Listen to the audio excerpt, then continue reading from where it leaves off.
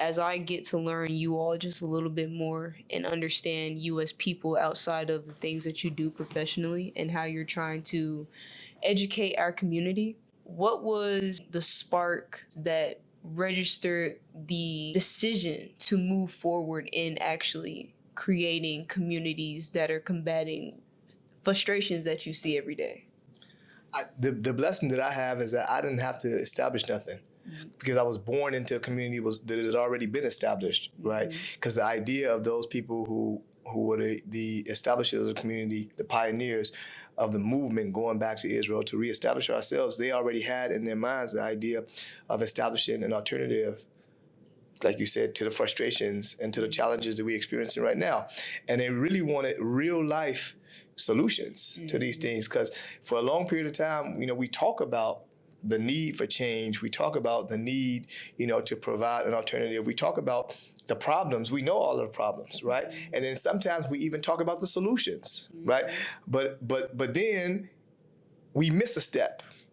And that's the implementation part of it, right? So we leave it open where now we know the problems, we talk about solutions, but then we don't take that extra step to be able to actually provide the solution. So when we went to Israel, when our community went, the pioneers went to Israel, they said that we're going to actually make it real. We're going to take these problems, we're going to take these challenges, and we're going to say, okay, well, in the environment that we were in, we didn't have the ability to be able to implement the type of change that we needed. We're going to take this responsibility upon our own shoulders now, right? And take our own fate into our own hands. Now, we starting off with a blank check. Whatever we create, this is what it's going to be. We have the capacity now to be able to build exactly what it is that we want.